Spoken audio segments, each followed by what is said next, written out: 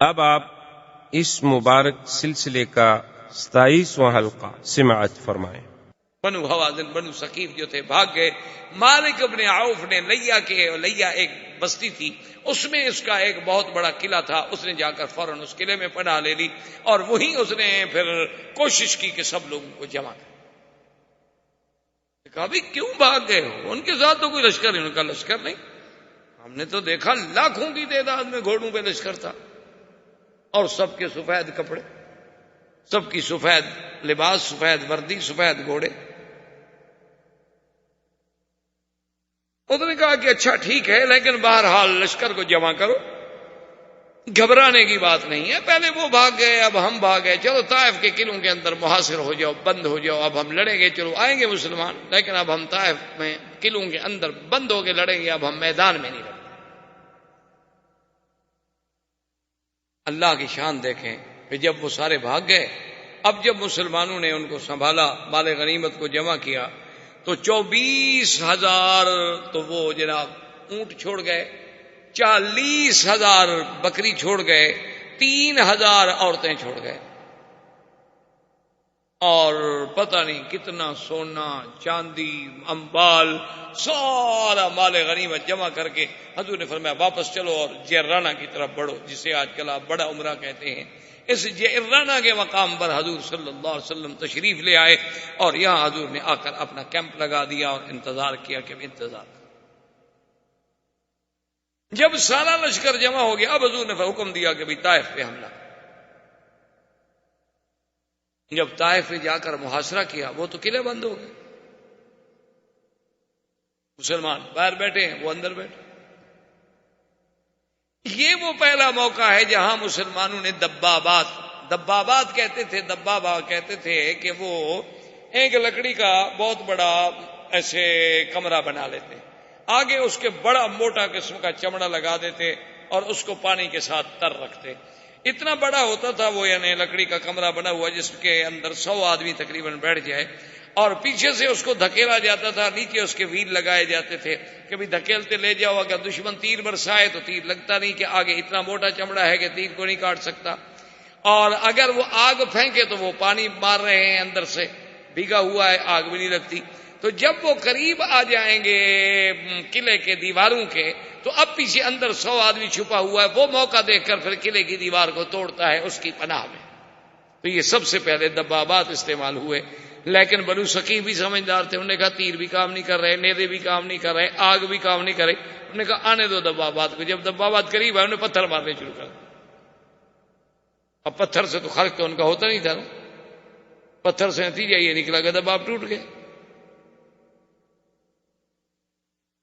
اور مسلمانوں کو پھر پیچھے ہٹ۔ اب آگے بڑھ رہے ہیں، پیچھے ہٹ رہے ہیں، آگے بڑھ رہے ہیں، پیچھے ہٹ رہے ہیں، لیکن نتیجہ کوئی۔ حضرت خالد بن الولید رضی اللہ تعالی عنہ گھوڑے پہ سوار ہو کر ان کے قلعے کی دیواروں کے ساتھ چلے جاتے اور کہتے میں یبارزنی، او بنو ثقیف بڑے بہادر بنتے ہو، نکلو میدان میں۔ اب جناب حضرت خالد دعوت دے رہے ہیں، پکار رہے ہیں بھی باہر آؤ، مقابلہ کرو، نکلو، کون ہے میرے میں؟ ابدی علیہ نے اوپر سے کہا، اس نے کہا خالد 1 سال تک دعوت دیتے رہو، ہم نکلتے نہیں ہیں مقابلے پر، ہم جانتے ہیں تم کیا کہنا چاہتے ہو، ہمیں پتہ ہے تم کیا کہنا چاہتے ہو، تم کیا کرنا چاہتے ہو، کہ ہمارے کم سے کم 1-2 بڑے تو نکلیں کسی طرح، ہم نہیں نکلتے اور ہمارے پاس سب کچھ ہے، 2 سال تک بیٹھے رہو، ہمیں کیا کر سکتے، ہم باہر نہیں لڑیں گے۔ آج کیا بھی کیا کریں، باہر نکلتے نہیں، دیوار ہم توڑ نہیں سکتے۔ اسی اثنا میں ابھی محجن ثقفی اور حضرت عمر کی آپس میں بات ہوئی۔ حضرت عمر نے کہا کہ کیا فرارون بزدل، چوہے کی طرح بلوں میں چھپے ہوئے ہو، اپنے آپ کو کہتے تھے ہم بڑے شیر ہیں، اور شیر میدانوں میں آ کے لڑتا ہے، یہ تو چوہے کا کام ہے کہ بل میں گھس جاؤ، ادھر سے نکل جاؤ، ادھر سے نکل جاؤ، یہ کو بہادری ہے۔ اس نے کہا عمر تم ہمیں جتنی غیرت دلاؤ نا، ہم نہیں نکلیں گے۔ اس نے کہا نہ نکلو، ہم بھی 2 سال نہیں چھوڑیں گے، ہم بھی بیٹھے رہیں گے یہاں، 2 سال ڈیرا لگا کے یہاں بیٹھے رہیں گے، کبھی تو نکلو گے نا۔ حضور نے حضرت ابو بکر کو بلایا، فرمایا ابو بکر اپنے صحابہ میں اعلان کرو الرحیل، واپس آؤ، طائف فتح نہیں ہو، طائف ہم فتح نہیں کر سکتے۔ کلمات آیا، انہوں نے کہا اللہ نے کہہ دیا وَأُخْرَىٰ لَمْ تَقْدِرُوا عَلَيْهَا، اور ایک ایسی علاقہ ہوگا، ایسی جماعت ہوگی جس پر تم آپ قادر نہیں ہوں گے، آپ فتح نہیں کر سکیں گے، مجھے وحی کے ذریعے خبر دے دی کہ ہم نہیں فتح کر سکتے۔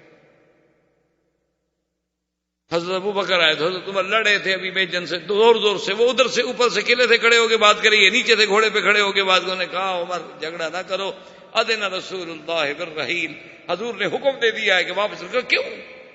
اس نے کہا اللہ کا حکم ہے کہ یہ فتح نہیں ہو۔ اب حضور صلی اللہ علیہ وسلم واپس جعرانہ تشریف لائے، اور جعرانہ میں میرے مدنی پاک نے 10 دن تک انتظار فرمایا کہ شاید وہ طائف والے، وہ بنو ثقیف شاید وہ لوٹ آئے، شاید ان میں کوئی عقل آ جائے، شاید ان میں کوئی رجل رشید پیدا ہو جائے، ان کو سمجھا دے۔ لیکن 10 دن کی انتظار کے بعد جب کوئی نہ آیا تو حضور نے حکم دیا ابھی اموال غنیمت تقسیم کرو۔ اور حضور صلی اللہ علیہ وسلم نے، یہ پہلا سال ہے جس میں مؤلفۃ القلوب، مؤلفۃ القلوب کا معنی یہ تھا کہ جو لوگ نئے نئے اسلام لائے تھے نا، ان کو حضور نے زیادہ مال دیا تھا کہ ان کی طرح دلجوئی ہو جائے، ان کی ہمت بندے کہ یار ہمیں اسلام میں دونوں فائدے ہو گئے نا، اسلام بھی ملا، خدا بھی ملا، دنیا بھی مل گئی۔ تو حضور نے حکم دیا، ابو سفیان آئے، حضور نے فرمایا 100 اونٹ اور 100 اوقیہ سونا ابو سفیان کو دیا جائے۔ اس نے کہا والے ابنی معاویہ یا رسول اللہ، مجھے تو آپ نے دیا، میرا بیٹا بھی تو ہے نا معاویہ، اس کو بھی تو دے نا۔ حضور نے فرمایا اچھا لے ابن ہی میت بعیر و میت اوقیہ، اس کے بیٹے کو بھی 100 اونٹ اور 100 اوقیہ۔ اس نے کہا حضور میرا بیٹا یزید بھی تو ہے۔ حضور نے فرمایا اس کو بھی 100 اونٹ دے دو اور 100 اوقیہ سونا دے دو۔ جب سارا سونا اکٹھا کیا گیا حضور نے فرمایا لے جاؤ۔ اس نے کہا حضور کسی کو حکم دیں مجھے اٹھا کے گھر خیمے تک پھر تو لے جائے۔ آپ نے فرمایا نہیں، اٹھانا تمہیں ہوگا، جب تمہیں دنیا کی اتنی محبت ہے تو اس کو اٹھاؤ خود۔ اب ابو سفیان اٹھا رہا ہے، 300 اوقیہ سونا اٹھانا کو آسان تو نہیں ہوتا نا۔ اب جناب اٹھاتا ہے، گر جاتا ہے، اٹھاتا ہے، فضح کا رسول، حضور ہنس رہے ہیں کہ دیکھو کیسے یہ دنیا کی محبت ہے ان کے دلوں۔ حضور نے فرمایا اقرا ابن حابس کو بھی 100 اونٹ۔ صفوان ابن امیہ حالانکہ کافر ہے، اس نے 3000 آدمی کو ہتھیار دیا تھا، آپ نے فرمایا اس کو بھی 100 اونٹ۔ یہ اصحاب المعین تھے۔ پھر اس کے بعد ایک عربی آیا، اس نے کہا حضور مجھے دیں، آپ نے فرمایا اس کو اتنی 100 بکری دے دو۔ کہا کہ 100 بکری؟ آپ نے کہا ہاں اچھا ساری میری ہوگی؟ انہوں نے کہا وہ تو صحابی کہتے ہیں کہ وہ عربی بکریاں جب ہم نے دی نا، پھر پیچھے دیکھے کوئی آ تو نہیں رہا چھیننے کے لیے، مذاق تو نہیں کی گئی میرے ساتھ، بدو تھا نا جنگل کا بیچارہ، تھوڑا دور آگے بکریاں لے جائے، پھر کھڑا ہو کے دیکھے کوئی آ تو نہیں رہا، پھر چھین لیں گے۔ جب تسلی ہو گئی تو بھاگا، اپنی قوم کے پاس آیا، کہنے لگا عجیبو عجیبو رسول اللہ، او پاگلو بے وقوف نہ بنو، اسلام بھی ملتا ہے بکریاں بھی ملتی ہیں، چلو مسلمان ہو جاؤ۔ ساری قوم کو لے کے آیا، سب کے سب مسلمان، سب اسلام۔ انہوں نے کہا تو 2 فائدے ہو رہے ہیں، مال بھی مل رہا ہے۔ اسی اثنا میں قیدیوں میں جب عورتیں پکڑی گئی تھیں، چونکہ 3000 تو عورت تھی نا ان کی، تو قیدیوں میں ایک عورت شور مچا رہی ہے، فاتونی و رسول اللہ، فاتونی و رسول اللہ، جلدی کرو مجھے حضور کے پاس ہے، انا اخت رسول اللہ، انا اخت رسول اللہ، میں تو حضور کی بہن ہوں، مجھے تم نے گرفتار کیا ہوا ہے، کون ہے مجھے گرفتار کرنے والا؟ صحابہ کہتے ہیں واللہ ہمارا ہے نا اخت النبی، حضور کی کوئی بہن نہیں۔ اس نے کہا انا اخت رسول اللہ، میں حضور کی بہن ہوں، انا اخت محمد صلی اللہ علیہ وسلم، مجھے لے چلو اپنے نبی کے پاس۔ صحابی کہتے ہیں حیران ہو گئے، 60 سال 65 سال کی بوڑھی عورت ہے اور کہتی ہے میں حضور کی بہن ہوں۔ حضور کے سامنے جب آئے تو حضور نے فرمایا من انتی؟ اس نے کہا اما عرفتنی یا رسول اللہ، حضور آپ نے مجھے نہیں پہچانا؟ آپ نے فرمایا نہیں ما عرفتک۔ کہنے لگی حضور آپ نے مجھے نہیں پہچانا، ابھی تک تو مجھے وہ یاد ہے کہ آپ نے اپنے دانتوں سے مجھے یہاں نشان لگایا تھا، ابھی تک تو نشان ہی کھڑا ہے، میں آپ کو کندھے پہ اٹھاتی تھی حضور، آپ نے مجھے دانتوں سے پکڑ لیا تھا، میری بوٹی نکال لی تھی. حضور نے فرمایا انت شیما بنت الحارث بنت حلیم السعدیہ، تم شیما ہو؟ اس نے کہا حضور میں شیما ہوں. آپ نے فرمایا ہذہ بنت اختی، اختی من الرضاع، یہ واقعی میری بہن ہے، میرے اس کی ماں کا میں نے دودھ پیا ہے. فقام رسول اللہ، حضور کھڑے ہو. آپ نے فرمایا آپ چھوڑ دو اس کو، اور جتنا اس کا مال ہے، اس کا سامان ہے، اس کا گھر ہے، سب واپس کر، سب کا سب واپس کر دیا. صحابہ نے کہا حضور ہمیں جو غلام ملے ہیں وہ بھی تو قبیلہ بنو سعد کے ہیں، جب یہ آپ کی بہن ہے تو ہم آپ کی بہن کے قبیلے کو غلام بنا سکتے ہیں. سب نے بنو سعد کو چھوڑا. انہوں نے فرمایا شیما سب کو لے جاؤ. میں نے کہا حضور اب کہاں لے جاؤں، مجھے کلمہ تو پڑھا دیں، میں کلمہ تو پڑھ لوں، کم از کم میں جنت میں جانے کی حقدار تو بن جاؤں. محمد فاسلمت شیما، بی بی شیما مسلمان ہو گئی. سارے قبیلے کے بندے لے کے جا رہی ہے. دیکھتی کہتے دیکھا میں نے نہیں کہا تھا کہ حضور میرے بھائی ہیں، میں نے نہیں کہا تھا کہ حضور محمد مصطفیٰ صلی اللہ علیہ وسلم جو ہے میرے دودھ پیتے بھائی ہیں. آج دیکھیں کیسا حضور نے مجھ پہ کرم اور احسان فرمایا. اسی طریقے سے ابھی یہ سلسلہ جاری تھا کہ عبد علیل نے ایک وفد بھیجا، بنو ثقیف نے جرانہ میں حضور کی خدمت میں. انہوں نے کہا کہ یا محمد صلی اللہ علیہ وسلم یہ بات ٹھیک ہے کہ ہم نے آپ سے جنگ کی، آپ سے لڑائی کی، اللہ نے آپ کی مدد کی، اور لیکن آپ یہ تو دیکھیں کہ ہمارے پاس کیا رہے گا. اب سارا علاقہ تو فتح ہو چکا ہے، ہمارے مال بھی گئے، بیوی بچے بھی گئے، ان کے بعد پھر ہم نے زندہ رہ کے آخر کیا کریں گے؟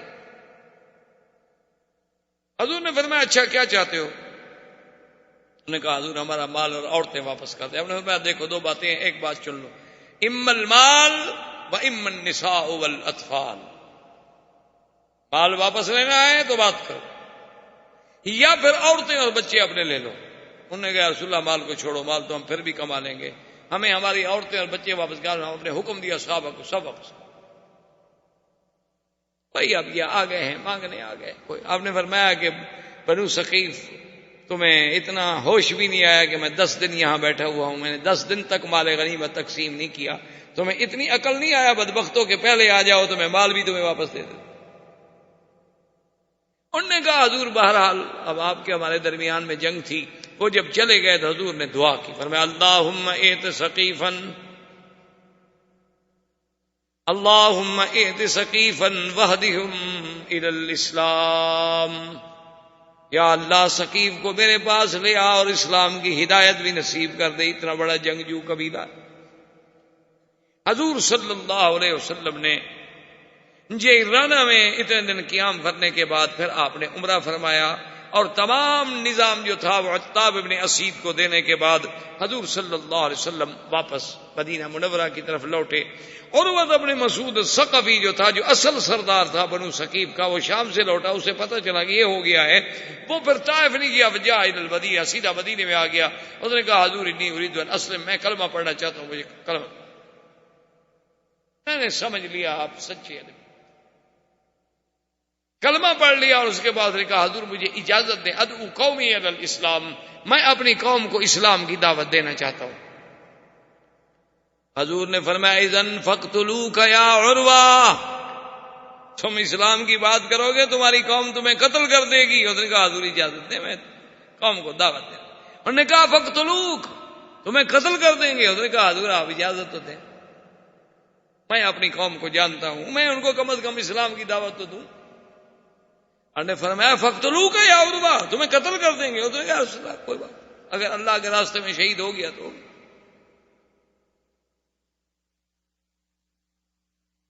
اب جناب جب واپس آئے تو یہ بنو ثقیف جو تھے یہ عزا کی پوجا نہیں، یہ لات کی پوجا کرتے تھے، اس کو کہتے تھے ربا. جب باہر سے آتے تھے تو پہلے ربا کے پاس جاتے تھے، وہاں سلام پڑھتے تھے، اور اس کا چومی چاٹی کرنے کے بعد پھر گھر میں جاتے تھے. تو اب عروہ ابن مسعود جو آیا تو جناب پوری قوم نے ڈھول تماشے استقبال ہار بار، ان کا سردار تھا، آ رہا تھا خوشی کی، لیکن وہ ربا کے پاس جانے کے بجائے گھر چلا گیا. اب ساری قوم پریشان کھڑی ہو، کہتے ہیں عجیب بات ہے، ماذا باذا بلا ربا، ماذا بلا ربا، ربا کو کیا ہو گیا، ربا کے پاس نہیں گیا، ربا کے پاس نہیں گیا. نے کہا پتہ نہیں تھکا ہوا ہوگا، تو صبر تو کرو۔ جب صبح کا وقت آیا تو عروہ کہتے ہیں مجھ سے صبر نہ ہو سکا، فصعدت علی سقف البیت، میں اپنے گھر کی چھت پہ چڑھ گیا، انہوں نے کہا اللہ اکبر اللہ اکبر۔ یہ ہے نا مجاہدوں کا مسئلہ، اللہ اکبر، قوم حیران کہ عروہ بن مسعود اسلم بھاگے آئے، دیکھا تو آپ اذان میں اشہد اللہ الہ الا اللہ، ظالموں نے تینوں کی بوچھاڑ کر دی، وہیں شہید۔ اور حضور پاک نے جو فرمایا تھا کہ تیری قوم تجھے قتل کر دے گی، وہ بات بھی حضور کی سچی ہو۔ حضور صلی اللہ علیہ وسلم ابھی انتظار میں ہیں، خدا کی شان ہے کہ پھر بنو ثقیف نے سوچا، اور مالک ابن عوف جو تھا وہ اپنے حصن سے نکلا، سیدھا مدینے پہنچا اسلام۔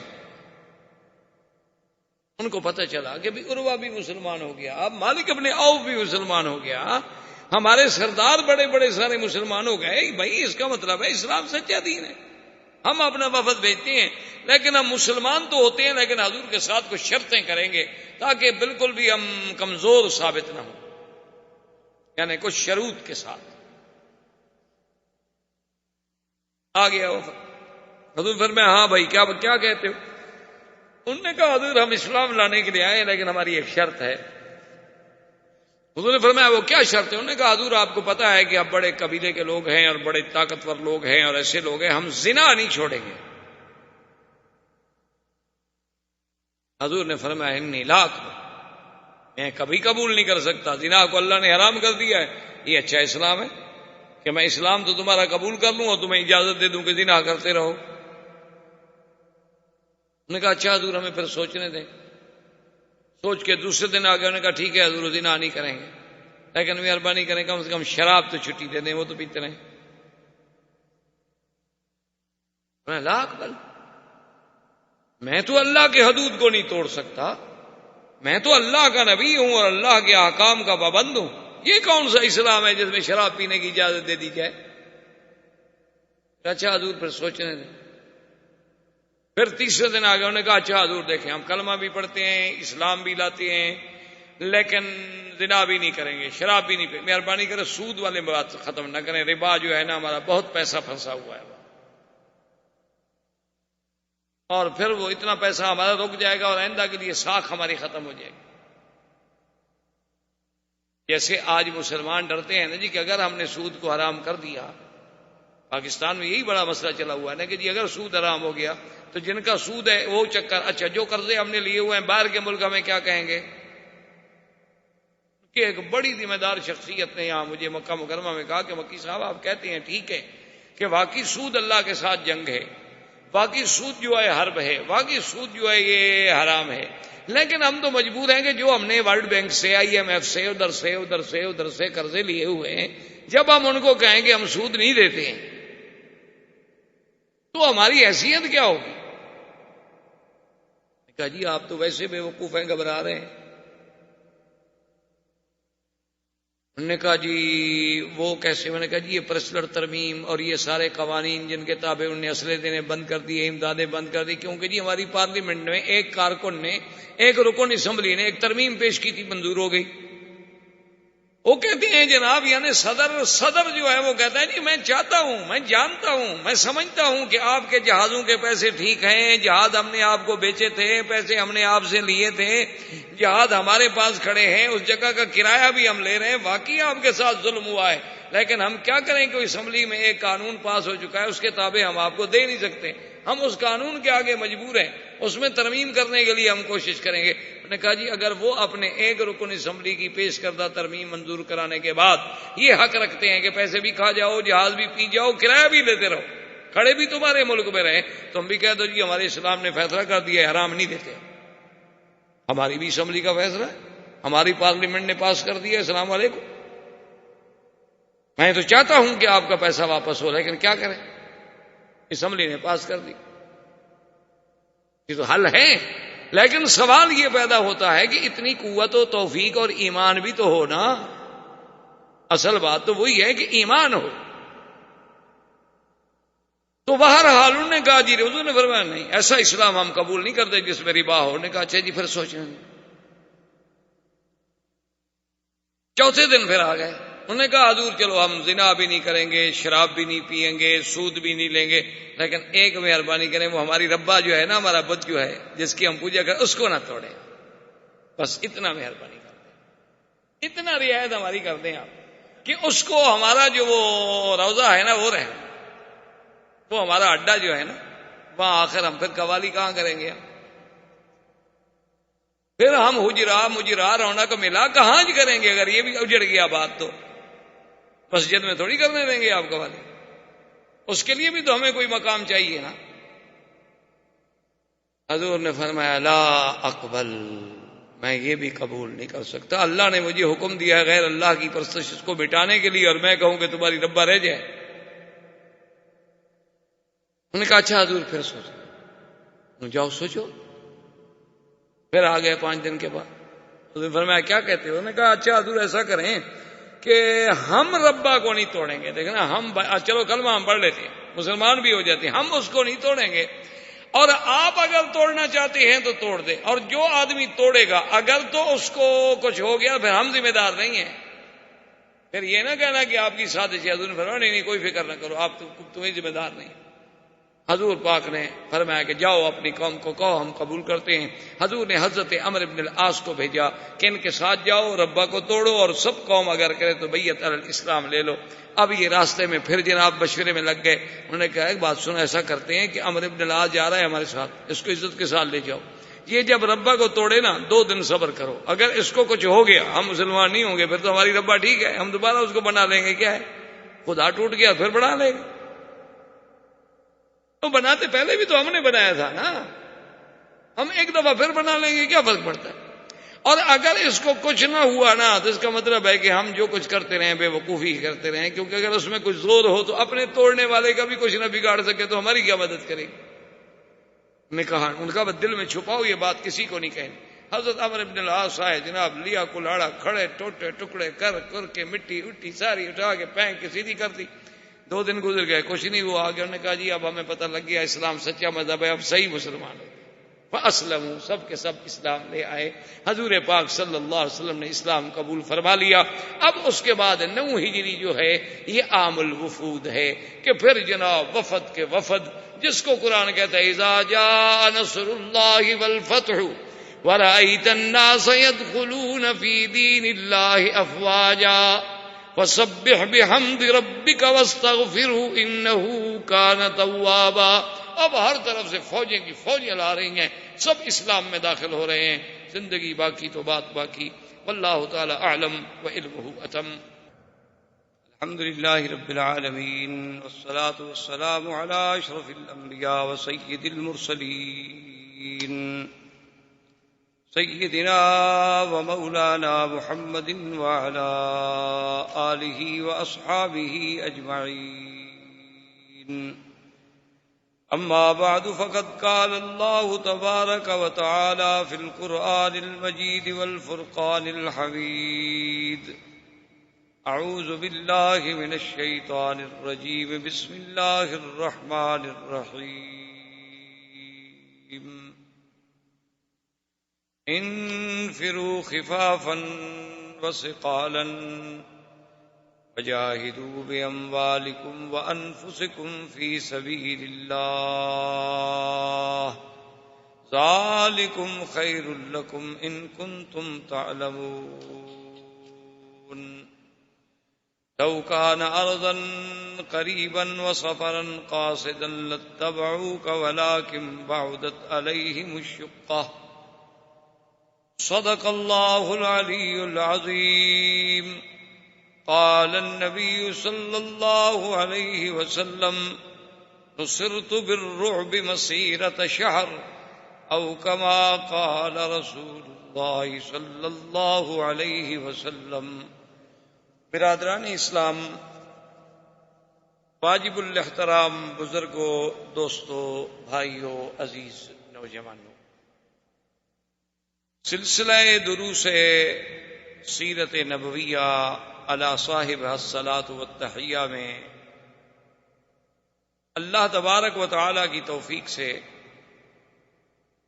ولادت باسعادت مبارک سے لے کر فتح خیبر، اس کے بعد فتح مکہ، اور اس کے بعد غزوہ حنین، غزوہ حنین سے واپسی مدینہ منورہ، اور پھر اس کے بعد بنو ثقیف اور بنو حوازن کے وفد کا آنا اور اسلام لے آنا۔ اب اس کے بعد 9 ہجری جو ہے اس کو اصحاب سیر اور اصحاب تاریخ جو ہیں وہ کہتے ہیں عام الوفود، کہ اس سال میں حضور کی خدمت میں بڑے وفد آئے، اور یہی وہ سال مبارک ہے کہ جس میں حضور صلی اللہ علیہ وسلم نے ارادہ فرمایا اہل روم کے ساتھ مقابلے کا۔ جیسا کہ آپ لوگوں پہ الحمدللہ واضح ہے کہ اس دور میں یہ 2 ہی بڑی طاقتیں تھیں جنہیں آپ سپر پاور کہہ سکتے ہیں، ایک فارس اور ایک روم۔ باقی بڑے بڑے قبائل تھے، جیسے بنو حوازن تھے، ایک بنو ثقیف تھے، بڑے بڑے قبائل تھے، قریش تھے، یمن میں قبائل تھے، بحرین میں، عمان میں، لیکن جو سب سے بڑی طاقتیں تھیں وہ یہ 2 تھیں۔ موجودہ مصطلحات اور اصطلاحات کے دور میں یعنی جو سپر پاور تھیں وہ یہ 2۔ تو اب حضور صلی اللہ علیہ وسلم نے ارادہ فرمایا کہ روم کے ساتھ کبھی ان کو دعوت دی جائے، اور اگر یہ اسلام قبول کر لیں تو الحمدللہ، اور اگر اسلام قبول نہ کریں تو پھر ان کے ساتھ جہاد کیا جائے۔ اس کے پس منظر میں یعنی ایک بات یہ تھی کہ اللہ کی رحمت سے اب جزیرت العرب تو تقریباً حضور صلی اللہ علیہ وسلم نے فتح فرما لیا، تو دشمنوں کو ایک موقع ملتا تھا کہ شاید اللہ نے جو نبی بھیجے ہیں محمد پاک صلی اللہ علیہ وسلم وہ عرب کے لیے ہیں، عرب میں پیدا ہوئے، اور اللہ تبارک و تعالی نے انہیں حکم یہی دیا ہے انذر عشیرتک الاقربین، کہ اپنے اپنے قریبی اور قبائل جو ہیں رشتہ دار جو ہیں ان کو آپ ڈرائیں۔ تو بس وہ عرب کے لیے نبی تھے، یعنی وہ عجم کے لیے یا پورے عالم کے لیے نبی نہیں تھے۔ تو یہ ایک بہت بڑا دھوکہ تھا، حالانکہ اللہ پاک نے تو آپ کو مبعوث فرمایا پورے عالم کے لیے، قل یا ایھا الناس انی رسول اللہ الیکم جمیعا وما ارسلناک الا رحمۃ للعالمین، اور کہیں فرمایا کافۃ للناس بشیرا ونذیرا، کہیں فرمایا لتنذر ام القری ومن حولها یا ایھا النبی جاہد الکفار والمنافقین واغلظ علیہم۔ تو یہ تو سارے خطاب قرآن میں عام تھے، تو اس لیے حضور صلی اللہ علیہ وسلم یہ چاہتے تھے کہ حضور کی زندگی میں غیر عرب کے ساتھ بھی تو کوئی معاملہ ہو جائے، اس لیے حضور صلی اللہ علیہ وسلم نے غزوہ روم کا ارادہ فرمایا۔ اب روم کے ساتھ مقابلہ کرنا کوئی آسان بات تو نہیں تھی، اور اسی کو غزوہ تبوک کے نام سے بھی یاد کیا جاتا ہے، چونکہ یہ واقعہ تبوک میں پیش آیا۔ تو حضور صلی اللہ علیہ وسلم نے اعلان فرمایا، اور حضور کی سیرت طیبہ میں یہ 2 مقامات ہیں جس میں حضور نے اعلان کیا باقاعدہ، ایک غزوہ خیبر اور ایک غزوہ تبوک، ورنہ حضور پاک پہلے اعلان نہیں فرماتے تھے، جیسے آپ سیرت میں پڑھ چکے ہیں کہ حضور صلی اللہ علیہ وسلم کان یوری، آپ بات کو چھپاتے تھے اور توریہ سے کام لیتے تھے، کبھی بس جہاد پہ جانا ہے، کہاں جانا ہے یہ بات واضح نہیں کرتے تھے۔ اور یہی حکم حضور صلی اللہ علیہ وسلم نے ہمیں بھی دیا ہے، اقضوا حوائجکم بالکتمان، کہ تم لوگ اپنے مسائل جو ہیں رازداری کے ساتھ طے کیا کرو، یہ نہیں کہ بات کرنے سے پہلے ہی شور کر دیا تو اس میں آدمی ناکام ہو جاتا۔ انتہائی رازداری کے ساتھ آدمی اپنے معاملہ، تاکہ اگر اللہ کامیابی فرما دے الحمدللہ، اگر خدا نہ خواستہ کامیابی نہ ہو تو آدمی کو رسوائی تو نہیں ہوتی۔ اگر آدمی سارے جہان میں کہہ دے میں یہ کر رہا ہوں یہ کر رہا ہوں، نہ ہو سکے تو سب کے سامنے پھر آدمی کی ایک رسوائی ہوگی۔ تو حضور صلی اللہ علیہ وسلم اپنے معاملات کو انتہائی اطمینان کے ساتھ سر انجام دیتے تھے، لیکن یہ 2 ایسے مواقع ہیں، ایک غزوہ خیبر چونکہ یہود کا مقابلہ تھا، اور ایک غزوہ تبوک چونکہ روم کا مقابلہ تھا تو حضور نہیں چاہتے تھے کہ میں اپنی فوج کو، اپنے صحابہ کو، جان نثاروں کو اندھیرے میں رکھوں. حضور نے اعلان فرمایا.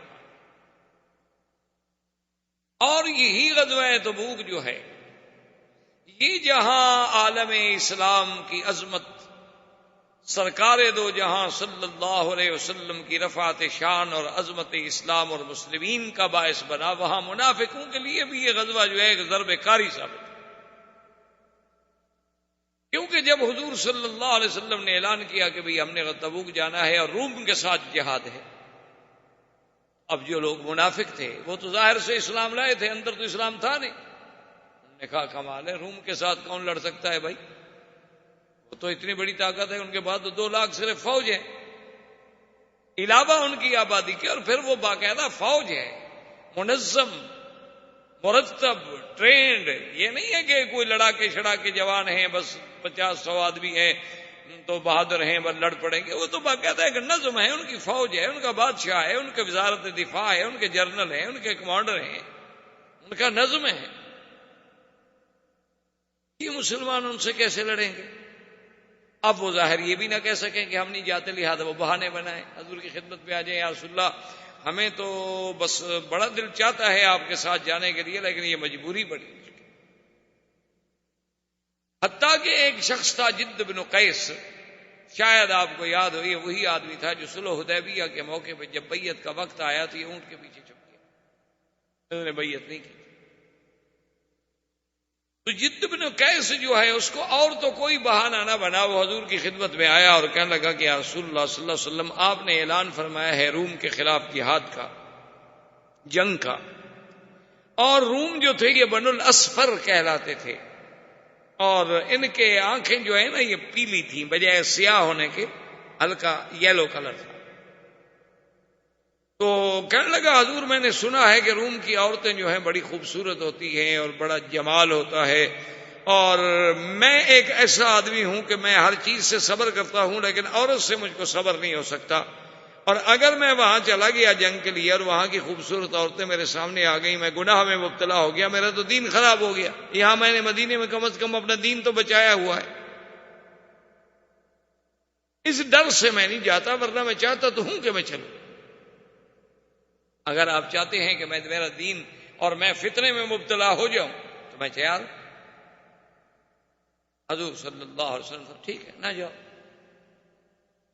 اسی طرح کئی منافقون نے آ کر حضور صلی اللہ علیہ وسلم کے سامنے بہانے بنائے، جن کے بارے میں اللہ نے قرآن میں بڑی تفصیل سے ان واقعات کا ذکر کیا کہ فاللہ عنک لما عزمت حتی یتبین لک الذین صدقوا وتعلم الکاذبین. محمد عربی صلی اللہ علیہ وسلم، اللہ نے آپ کو معاف تو کر دیا، لیکن آپ نے ان کو کیوں اجازت دے دی؟ آپ ان کو اجازت نہ دیتے تو بات کھل جاتی نا. آپ کہتے کہ نہیں چلو. اب آپ نے بظاہر تو اجازت دے دی، ان کے بعد تو بہانہ ہاتھ آ گیا کہ جی ہم نے تو اجازت لی ہے نا حضور صلی اللہ علیہ وسلم سے کہ ہم جنگ میں نہیں جا سکتے. اللہ نے فرمایا میرا بدنی ہے جو آ کر آپ سے بہانے کر رہے ہیں نا، کہ قسمیں کھا رہے ہیں کہ اگر ہم طاقت رکھتے اور ہمارے پاس طاقت نہیں، حالات نہیں. اللہ نے فرمایا اللہ یشہد ان المنافقین کاذبون، یہ جھوٹے ہیں، جھوٹ.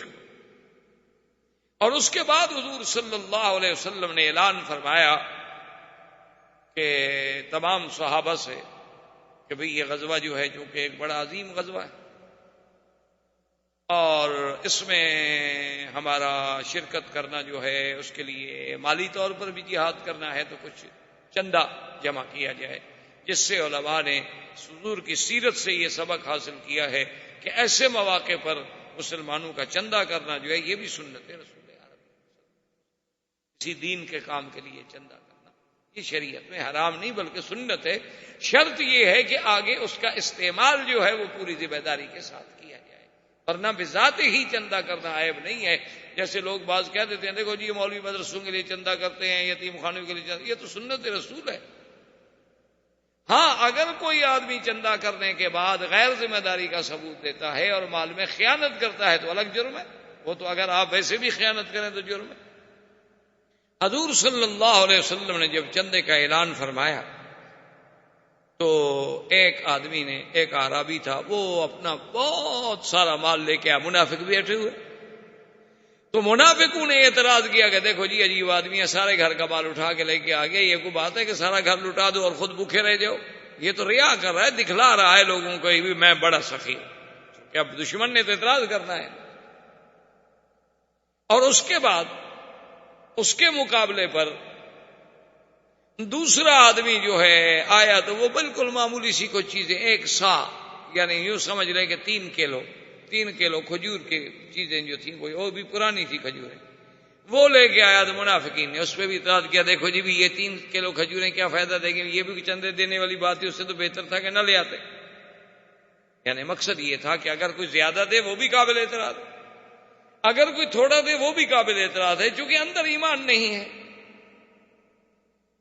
سیدنا عمر بن الخطاب رضی اللہ تعالی عنہ فرماتے ہیں کہ اس دن مجھے بڑا خوشی بھی ہوئی اور مجھے یقین بھی آیا کہ الیوم نسبق ابا بکر.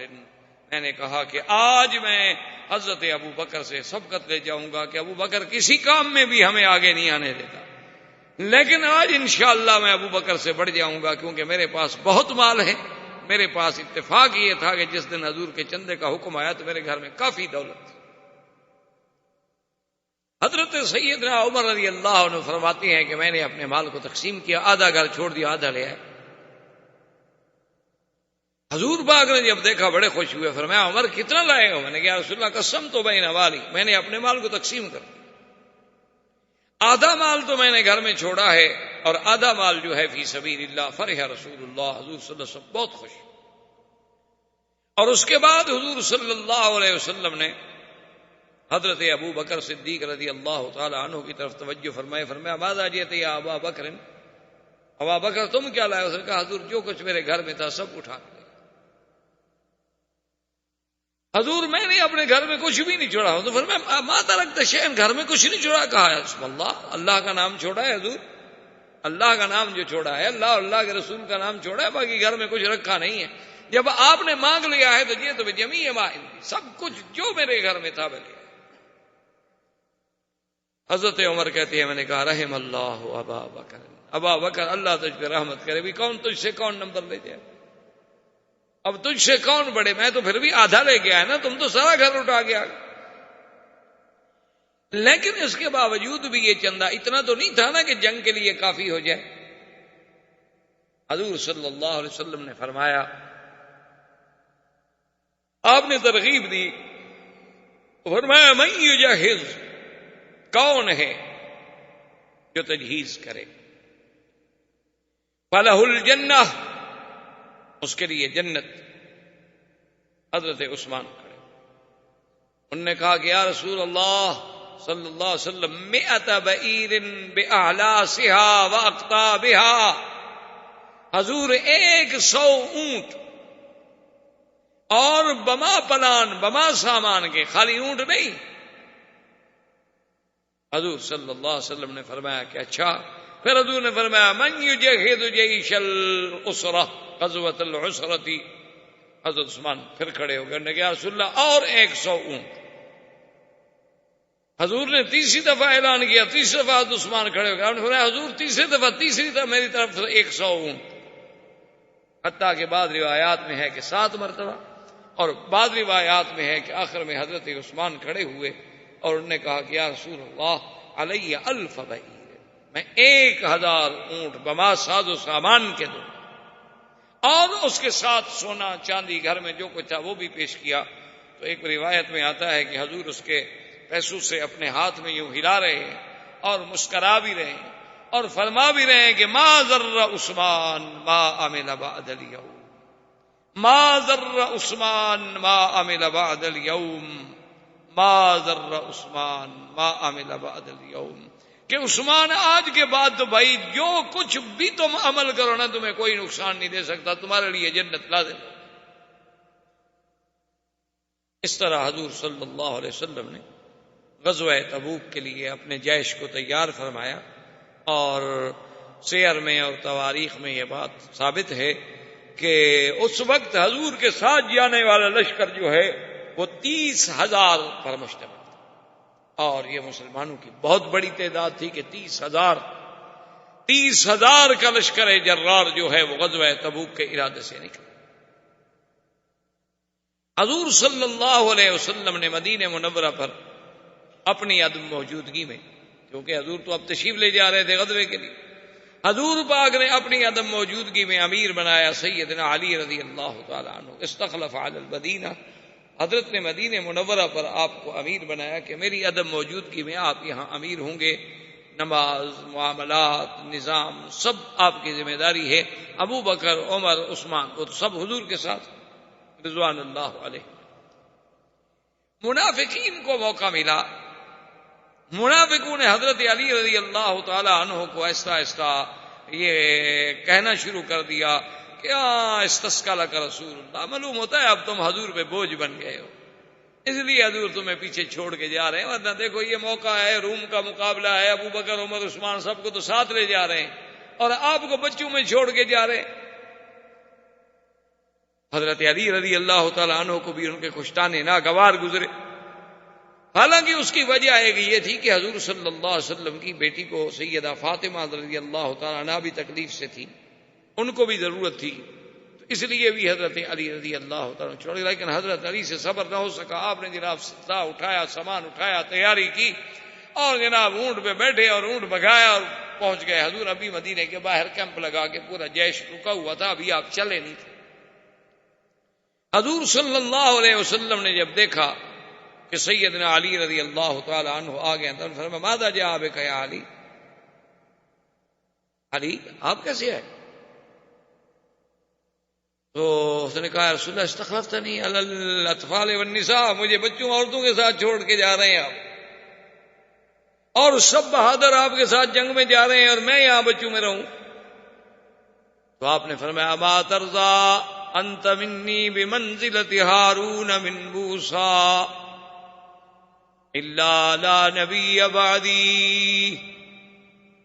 آپ نے فرمایا کہ حضرت علی کیا تم اس بات پہ راضی نہیں ہو کہ اللہ تمہیں وہ مقام دے رہے ہیں جو اللہ نے ہارون کو دیا تھا، کہ ہارون علیہ السلام کو موسیٰ علیہ السلام نے کہا تھا اخلفنی فی قومی، ان کو خلیفہ بنایا تھا، تو میں تمہیں خلیفہ بنا کے اپنا جا رہا ہوں، تمہارے لیے کوئی معمولی مقام ہے؟ اما ترضى انت خلیفتی فی اہلی و اہلک، کہ میرے اہل میں، میرے بچوں میں اور اپنے بچوں میں تمہیں نگران بنا کے جا رہا ہوں، اتنی بڑی اعزاز، اتنا بڑا مقام پہ تم راضی نہیں ہو؟ عجیب بات ہے۔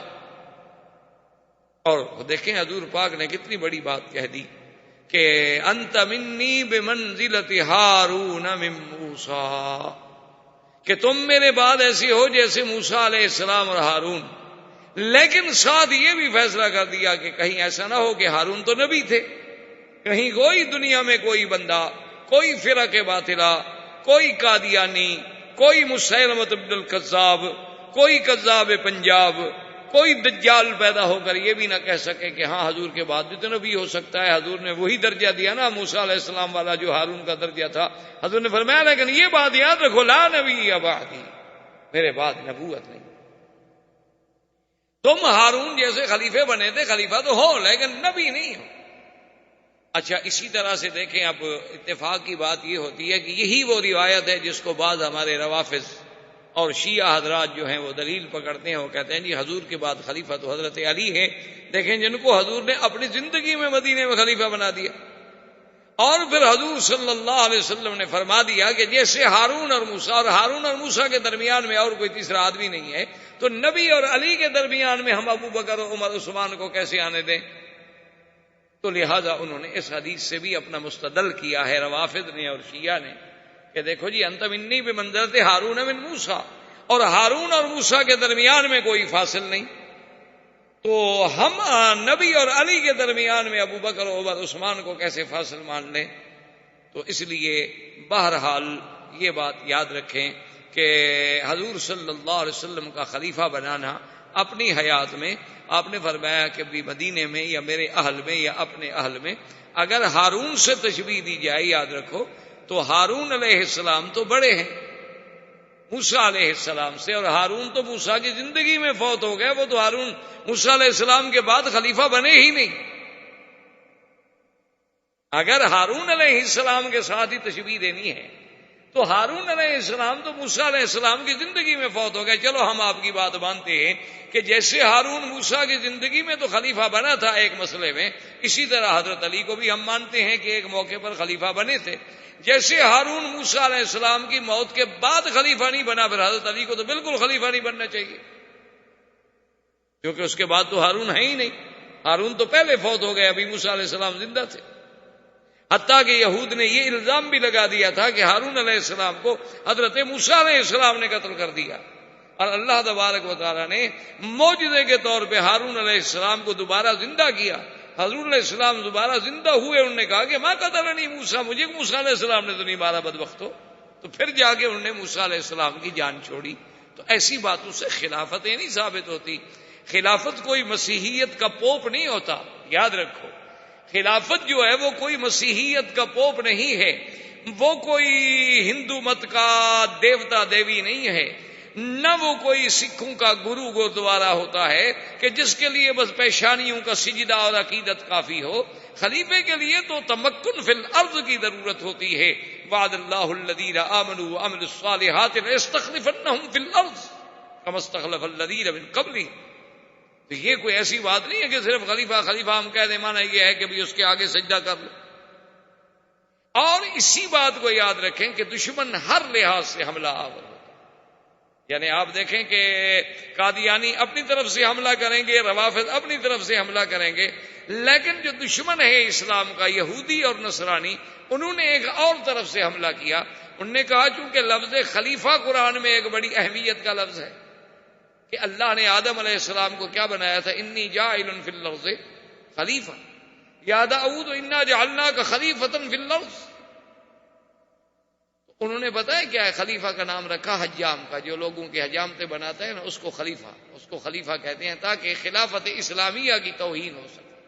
انہوں نے ایک ایسے لفظ کو ایسی جگہ چسپاں کر دیا ہے کہ آج بھی انڈو پاک میں آپ جائیں، ہندوستان میں، بنگلہ دیش میں، پاکستان میں، خلیفے کا معنی یہ ہوتا ہے وہ آدمی جو حجامت وغیرہ بناتے ہیں، حجام ہوتے ہیں، جی خلیفے کو بلاؤ حجامت بنائے، یعنی بال کاٹنے والا، تاکہ وہ لفظ خلیفہ جو ہے اس کی جتنی توہین ہم کر سکتے ہیں وہ کریں. ورنہ ان کا مقصد جو ہے کوئی نہیں ہوتا. صرف یہ نہیں، میرے کہنے کا مقصد یہ ہے کہ یہ دشمن کی ایک سازش ہوتی ہے، دشمن کی ایک چال ہوتی. ابھی آپ دیکھ لیں کہ اگر کوئی آدمی اپنی ارادی کے لیے جہاد کرے وہ مجاہد ہے نہیں، وہ تو ہے در انداز. اور جو آدمی اپنا کہے کہ یہ میرا ملک ہے، میرا حصہ ہے، وہاں 7 لاکھ آدمی رکھا ہوا ہو، ہر 3 آدمی پر ایک فوجی پیرے پہ کھڑا ہو، وہ حقدار ہے،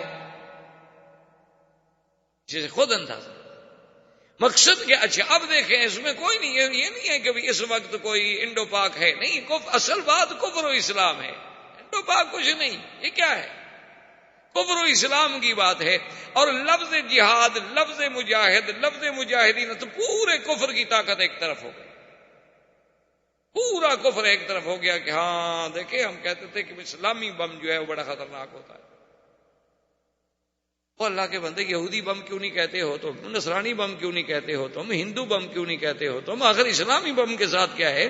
اس میں کون سا اسلام کا کوئی اندر پن لگی ہوئی ہے؟ باقی اس میں نہ یہودیت کی پن ہے، نہ ہندو مت کی پن ہے، نہ نصرانیت کی پن ہے، نہ صہیونیت کی پن ہے. کیا بات ہے آخر؟ کچھ تو ہے نا جس کی رازداری ہے. تو اس لیے بہرحال تو ہر آدمی اپنے اپنے لفظوں سے غلط فائدہ اٹھانے کی کوشش کرتا ہے.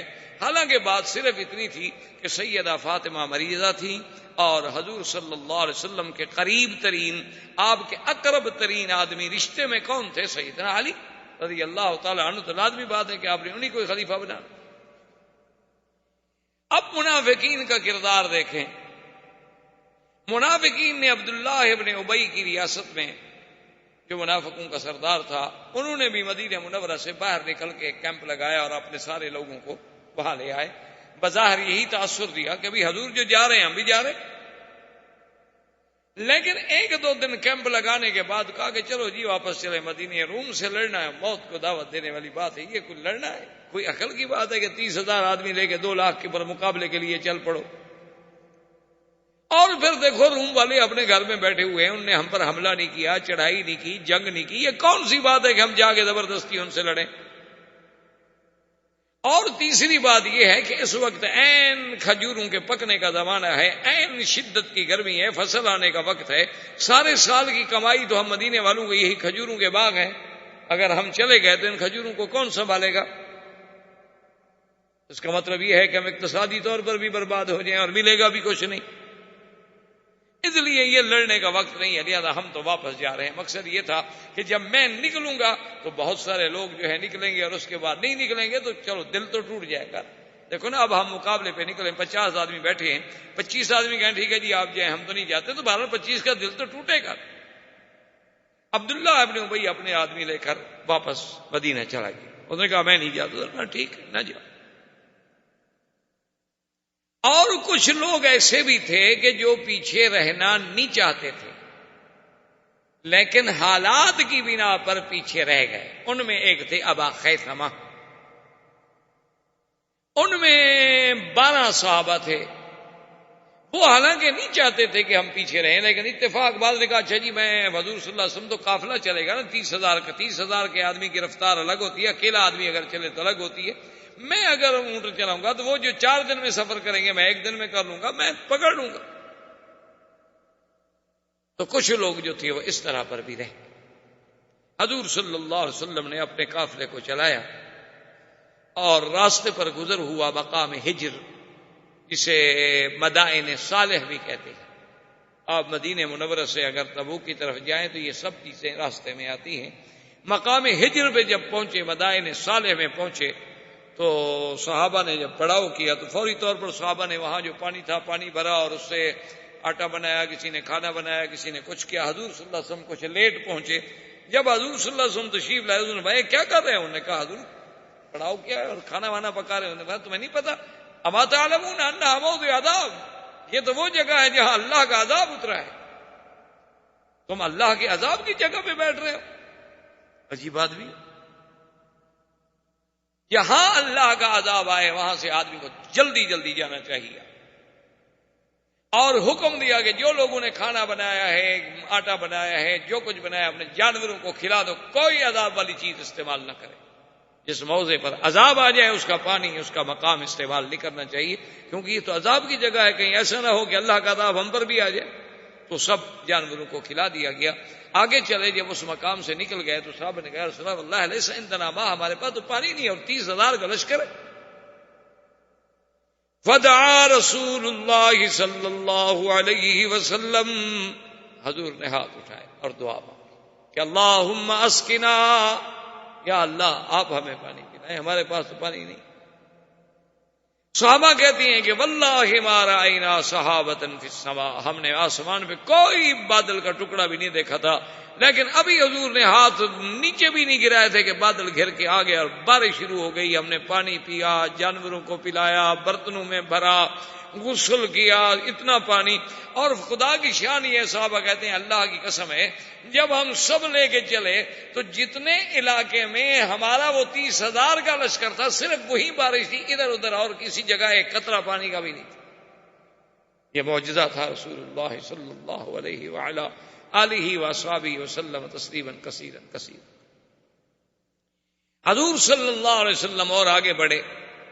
ابا خیثمہ جو گیا باغ میں تو اپنی بیوی اور پھل، اور پھر خیال آیا کہ یا ابا خیثمہ کمال ہے، تم تو آج کھجوروں کے سائے میں، ٹھنڈا پانی، نوجوان بیوی، یہ راحتیں اور مزے لوٹ رہے ہو، اور اللہ کا نبی یہ شدت کی حرارت میں دشمن کے مقابلے پہ جا رہا، یہ کیسے؟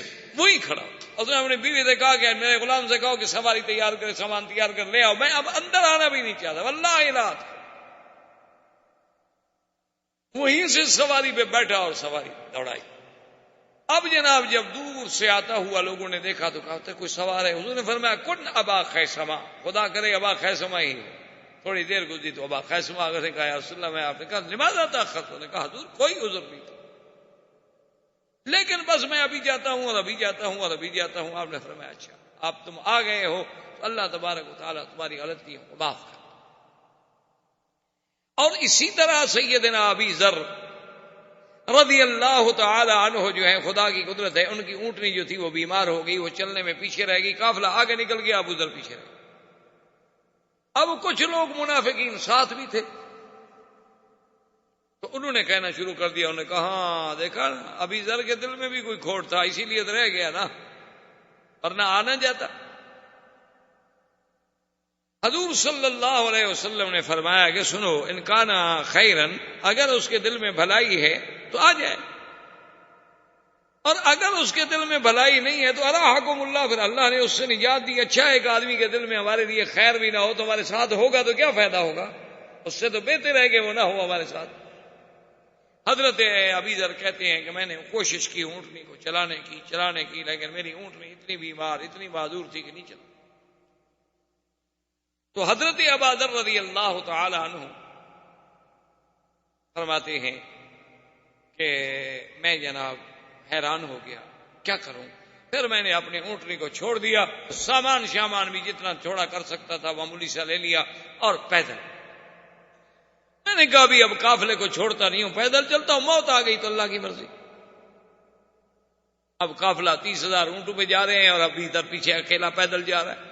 اچھا وہ تو رات کو دن پڑاؤ بھی کرتے، آرام بھی کرتے، لیکن ابھی ادھر کوئی آرام نہیں کر رہا، چل رہا ہے۔ کافی دیر کے بعد ایک مقام پہ حضور صلی اللہ علیہ وسلم بیٹھے تھے، تشریف فرما تھے، تو دور سے ایک آدمی چلتا ہوا آیا۔ اب ہر آدمی اپنی رائے دے رہا ہے، کوئی کہہ رہا ہے یار فلاں بندہ لگتا ہے، کوئی کہتا ہے فلاں بندہ لگتا ہے۔ حضور نے فرمایا کن ابا ذر، خدا کرے کہ ابا ذر۔ تھوڑی دیر گزری، قدم ابی ذر، حضرت ابی ذر آ گیا، تو فرمایا کیا ہو گیا؟ اس نے کہا رسول اللہ میری تو اونٹنی بیمار ہو گئی، آخر میں نے اونٹنی چھوڑ دی۔ حضور صلی اللہ علیہ وسلم نے فرمایا یمشی وحدہ ویموت وحدہ ویبعث وحدہ۔ ابو ذر میرا ایسا ہے کہ چلتا بھی اکیلا ہے، جب موت آئے گی تب بھی اکیلا ہوگا، اور جب قبر سے اٹھے گا تب بھی اکیلا ہوگا۔ یہ تو ہے ہی عجیب، چونکہ حضرت ابی ذر جو تھے نا یہ بڑے زاہد آدمی تھے، اتنا آدمی تھے کہ یہ یعنی اپنے اجتہاد کے اعتبار سے یہ دوسرا کپڑا رکھنے کے بھی قائل نہیں تھے۔ مقصد وہ کہتے دوسرا جوڑا حرام، بس جو پہنا ہوا ہے ٹھیک ہے بس۔ اچھا ابھی کھانا بچ گیا ہے کل کے لیے رکھو، کہتے یہ بھی حرام ہے۔ بھئی گھر میں کم سے کم خرچہ تو رکھ لیں، ایک مہینہ کہتے یہ رکھنا بھی حرام ہے، بس جو اللہ نے دیا ہے کھا لو، باقی خیرات کر دو، کل کا دیکھا جائے گا۔ اسی لیے حضرت ابی ذر رضی اللہ تعالی عنہ کے اس اجتہاد اور زہد اور تقوی کو دیکھ کر حضرت عثمان نے اپنے زمانے میں منت کی، انہوں نے کہا حضرت ابی ذر آپ کے ساتھ کوئی نہیں گزارا کر سکتا، اور آپ اصحابی رسول ہیں، آپ کا انکار بھی کوئی نہیں کر سکتا، مہربانی کریں آپ مدینے سے باہر رہیں، آپ کے فتوے پر نہیں چل سکتی دنیا۔ حضرت عثمان نے معافی مانگی اور حضرت ابی ذر جو تھے ربضہ میں چلے گئے، مدینہ منورہ سے دور چلے گئے، اور اپنی بیوی سے کہہ دیا کہ دیکھو اب ہم اکیلے ہیں، اور میرے نبی نے کہا تھا کہ یمشی وحدہ ویموت وحدہ، میں نے مرنا بھی شاید اکیلا ہے، اسی لیے مدینہ چھوڑ کے ربضہ میں آ گیا ہوں، جب میں مر جاؤں تو تم مجھے غسل تو دے نہیں سکتی ہو، اکیلی عورت کیا کرو گی، ایک چھوٹا غلام ہے، میری چارپائی گھسیٹ کے اب جو ہے سڑک پہ رکھ دینا، علی قارعۃ الطریق، راستے پہ رکھ دینا، کوئی گزرے گا تو جنازہ پڑھ لے گا، تو کوئی جنگل کے جانور کھا جائیں گے، چھوڑ دے۔ ٹھیک، خدا کی قدرت، ابی ذر فوت ہو گئے، اب اکیلے، ایک بیوی ہے بوڑھی اور ایک چھوٹا سا غلام ہے بیچارہ۔ اس کے بعد جناب انہوں نے جو کچھ ان سے بن پڑا غسل کیا، اس کے بعد جنازہ کفن وغیرہ پہنایا اور سڑک پہ لا کے رکھ دیا۔ کیا کرے، وہاں کوئی مسلمان ہی نہیں، جنازہ پڑے کون قبر کھودے۔ تھوڑی دیر ہی ابھی گزری تھی کہ حضرت عبداللہ ابن مسعود رضی اللہ تعالی عنہ حضور کے صحابی ہیں جلیل القدر، قافلہ لے کے گزرے، دیکھا کہ راستے پہ، انہوں نے کہا من آتا، انہوں نے کہا ابی ذر فبکا، حضرت عبداللہ ابن مسعود رو گئے، رونے لگے، فرمایا سمعت رسول اللہ صلی اللہ علیہ وسلم یقول یمشی وحدہ ویموت وحدہ ویبعث وحدہ۔ انہوں نے کہا خدا کی قسم میں نے حضور سے سنا تھا، حضرت ابی ذر کے بارے میں حضور نے فرمایا تھا کہ یہ اکیلا رہتا ہے، اکیلا مرے گا، اکیلا اٹھے گا، اللہ کے نبی کا فرمان صدق رسول اللہ۔ تو حضرت عبداللہ بن مسعود نے قافلہ روکا، قبر تیار ہوئی، جنازہ پڑا، اور ابی ذر رضی اللہ تعالی عنہ کو بڑے شان اعزاز کے ساتھ دفن کر دیا گیا۔ تو حضور کی وہ بات جو آپ نے غزوہ تبوک کے موقع پر فرمائی تھی وہ سچی۔ حضور صلی اللہ علیہ وسلم جب تبوک میں پہنچے تو تبوک کے ساتھ ہی قریب میں ایک قبیلہ تھا، قبیلہ بنو ایلہ۔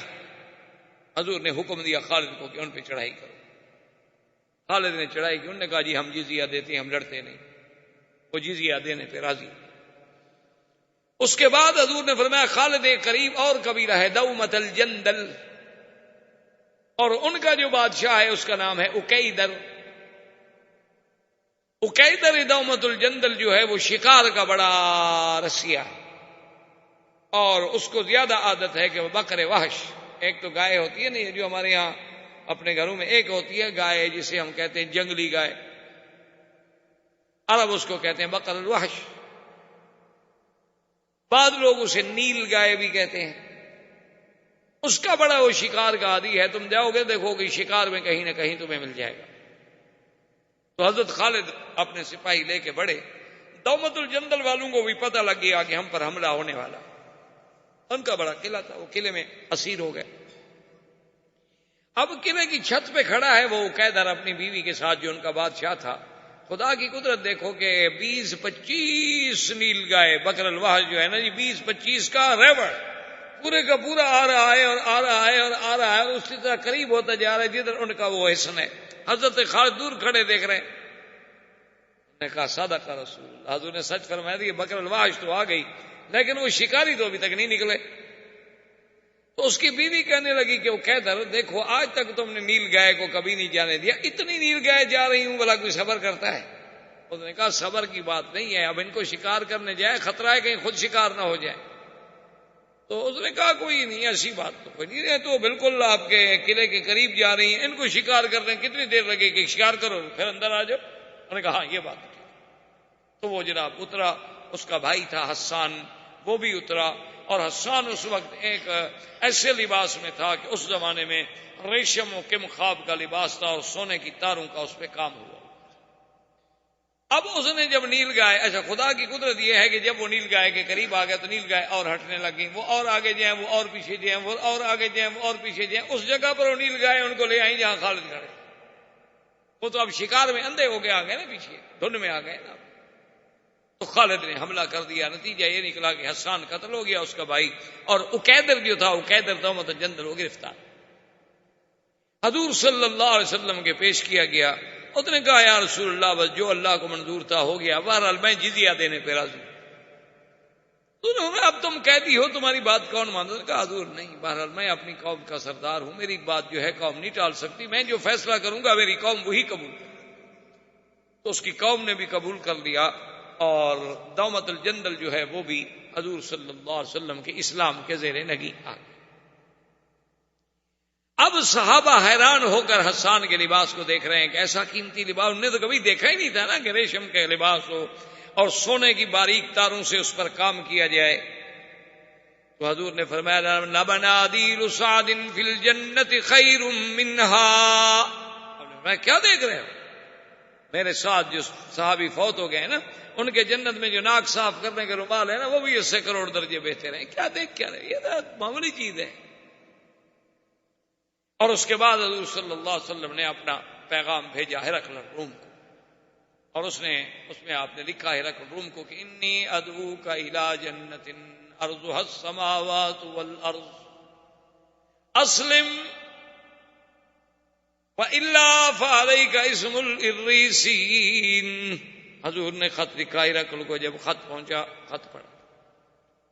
خط پڑھنے کے بعد چونکہ ہرقل جو ہے وہ صرف بادشاہ نہیں تھا بلکہ تورات و انجیل کا عالم بھی تھا, اس نے اپنی قوم کو بلایا, اپنے روسا کو بلایا, اپنے جرنلز کو بلایا, اپنے رہبان احبار کو بلایا. اس نے کہا دیکھو ایک خط آیا ہے. انہوں نے کہا تو پھر انہوں نے کہا تم جانتے ہو کہ میں تورات و انجیل کا عالم ہوں. نے کہا کہ انہوں نے کہا پھر میرا مشورہ یہ ہے کہ پہلے ہم اس خط کا جواب دیتے ہیں, اور کوئی ایسا ذہین آدمی چنو کہ جو مذہب نصرانیت پر بھی پکا ہو لیکن ہو بھی عرب, رومی نہ ہو, عرب, اور عربی زبان پر بھی اس کو پورا عبور ہو. ایسا آدمی ہونا چاہیے. اگر ایسا کوئی آدمی مل جائے تو اس کو میں بھیجتا ہوں حضور صلی اللہ علیہ وسلم کی خدمت. تو ایک شخص تھا تنوخی, ایک رجل شاب اور بڑا خوبصورت, بڑا جمال اور انتہا درجے کا ذہین آدمی تھا. اور اپنے مذہب پر بھی پختہ تھا. اس کو ہرقل نے بلایا. اس نے کہا کہ دیکھو تم حضور صلی اللہ علیہ وسلم کی خدمت میں جاؤ, میرے سلام کہو, میرا خط لے جاؤ. اور 3 نشانیوں پر خصوصی توجہ دینی ہے کہ سب سے پہلے تو ایک یہ یاد رکھنا کہ حضور تم سے جو آپ نے مجھے خط بھیجا ہے اس رسالے کے بارے میں کچھ پوچھتے ہیں کہ میں نے جو خط بھیجا تھا اس کا کیا جواب ہے. اور دوسری بات یہ پتا کرنا ہے کہ حضور صلی اللہ علیہ وسلم اپنی اس گفتگو میں کوئی رات کا ذکر کرتے ہیں, رات کے بارے میں کچھ 2. اور تیسری بات یہ ہے کہ حضور صلی اللہ علیہ وسلم جو ہے ان کے 2 کندھوں کے درمیان میں ایک مہر ہے, نبوت کی نشانی ہے. یہ 3 چیزوں کو دیکھنا ہے. اگر یہ 3 چیزیں مل جائیں تو انہو نبی, وہ سچا نبی. اور اگر یہ 3 چیزیں نہ ملیں تو پھر وہ نبی نہیں ہے, پھر ہم مقابلہ کریں. اس نے کہا ٹھیک ہے. تو تنوخی جو تھا وہ ہرقل کا خط لے کر حضور صلی اللہ علیہ وسلم کی خدمت میں پہنچا. حضور صلی اللہ علیہ وسلم نے اس کو اجازت دے دی, ملاقات کی. بڑا لمبا واقعہ, بہرحال حضور کی خدمت میں وہ حاضر. تو جوں آ کے وہ بیٹھا تو حضور نے سب سے پہلے وہ سوال کیا. آپ نے فرمایا کہ تنوخی ما فعل الہرقل برسالتی, تمہارے بادشاہ نے میرے خط کے بارے میں کیا کیا؟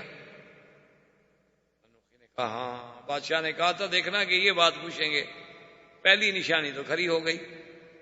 تو اس نے کہا امسکہا یا رسول اللہ. اس نے کہا حضور انہوں نے خط آپ کا لے لیا, عزت کے ساتھ رکھا, عزت کے ساتھ پڑھا ہے, مجھے بھیجا ہے, جواب دیا ہے. حضور نے فرمایا ولکن مزقہا فارس فمزق اللہ ملکہ.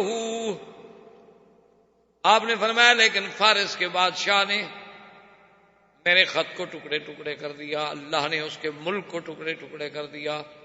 لیکن تمہارے بادشاہ نے امسکہا فامسک اللہ ملکہ, تمہارے بادشاہ نے میرے خط کا احترام کیا ہے, اللہ اس کے ملک کو باقی رکھے. اور اس کے بعد اس نے کہا کہ حضور آپ نے ہمارے بادشاہ کو جو دعوت دی ہے نا اس میں لکھا ہے کہ جنت عرضها السماوات والارض, کہ میں تمہیں ایسی جنت کی طرف بلاتا ہوں جس کا عرض جو ہے یہ آسمان و زمین کو بچھائیں تو اس کا عرض بنے گا. اگر اتنی بڑی جنت ہے تو پھر آسمان زمین کدھر جائیں گے, ہے کدھر؟ حضور نے فرمایا کہ تنوخی اب یہ بتاؤ اس وقت کیا ہے؟ اس نے کہا جی دن ہے. تو پھر میں این اللیل, رات کدھر ہے؟ کہا ہرقل نے کہا تھا کہ حضور رات کا ذکر کریں گے. یہ دوسری نشانی بھی تو پوری ہو گئی. اس نے ہرقل کا خط دے دیا. اس نے کہا حضور میں چاہتا ہوں کہ کچھ دن آپ کی خدمت میں رہ جاؤں. آپ نے کہا رہے, کوئی بات نہیں. کیونکہ اب تنوخی یہ کہتا تھا کہ بھئی یہ میں کیسے جرت کروں کہ حضور سے کہوں کہ بھئی کپڑا آپ اتارے, میں وہ مہر دیکھنا چاہتا ہوں, قاصد ہوں, میں کیسے کہہ سکتا ہوں. ایک دن رہا, 2 دن رہا, 3 دن رہا. تو ایک دن حضور صلی اللہ علیہ وسلم نے بلا لیا. انہوں نے تنوخی ادھر آؤ, کتنے دن رہو گے؟ بھئی تم قاصد ہو, بادشاہ کا پیغام لے کے آئے ہو, تو جا کر جواب نہیں دینا بادشاہ کو. انہوں نے کہا حضور میں چاہتا ہوں کہ کچھ دن. آپ نے فرمایا یہ مہر دیکھنا چاہتے ہو, چلو یہ دیکھو. آپ نے کپڑا نیچے کر دیا, اٹھا اور دیکھا مہر کو. جب تو اس نے کہا کہ بھئی صدق ہرقل, میرے بادشاہ نے کہا تو ٹھیک تھا, یہ 3 نشانیاں مل گئی. انہوں نے کہا حضور اب میں جاتا ہوں. اچھا جاؤ. اور میں اچھا اتنی علامات دیکھنے کے بعد تم اسلام قبول نہیں کرتے ہو؟ اس نے کہا حضور میرے یہ دل میں صداقت تو آپ کی آ چکی ہے, لیکن انی رجل من قومی, آخر میں ایک قوم کا آدمی ہوں, جب تک میری قوم فیصلہ نہ کرے میں اکیلا فیصلہ نہیں کرتا. انہوں نے کہا ٹھیک ہے جاؤ. واپس آ گیا, ہرقل کو آگے بتایا. ہرقل نے کہا واللہ انہ لنبی, خدا کی قسم وہ اللہ کا نبی. ہرقل نے اب سارے جرنل, سارے بڑے بڑے عمائدین, مدنی, سول, فوجی, سب کو بلایا. اس نے کہا دیکھو بات سن, اگر میری بات مانتے ہو تو 3 باتیں ہیں, ان میں سے کوئی ایک بات مان لو. انہوں نے کہا کیا؟ انہوں نے کہا پہلی بات یہ ہے کہ اب سب مسلمان ہو جائیں. کہا کیوں؟ انہوں نے کہا جب وہ اللہ کا سچا نبی ہے, سب نشانیاں مل گئی ہیں, تو یہ کچھ ضد ہے. ہم تورات و انجیل پڑھنے والے لوگ ہیں, ہم جانتے ہیں کہ ایک نبی نے آنا تھا, وہ آ گیا.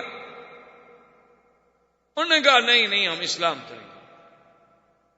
انہوں نے کہا اچھا بات سنو, اگر اسلام تمہیں قبول نہیں ہے تو پھر جزیہ دے دو, مسلمانوں کے بعد گزار بن جاؤ, جزیہ دو اور مسلمانوں سے سلو کرو. انہوں نے کہا کمال ہے ہرقل، ساری دنیا ہمیں جزیہ دیتی ہے، ہم سپر پاور ہیں، اب ہم مسلمانوں کو جزیہ دیں، یہ کیسے ہو سکتا؟ یہ تو ممکن نہیں۔ تو اس نے کہا اچھا اب تیسری بات یہ ہے، اگر یہ دونوں باتیں نہیں مانتے ہو تو پھر میری ایک تیسری بات مانو۔ انہوں نے کہا وہ کیا؟ اس نے کہا کہ میری رائے یہ ہے کہ لا تقاتلوہ، اس کے ساتھ جنگ نہ کرو۔ احباب کرام، اس کے بعد اب آپ اس مبارک سلسلے کی CD نمبر 28 سماعت فرمائیں۔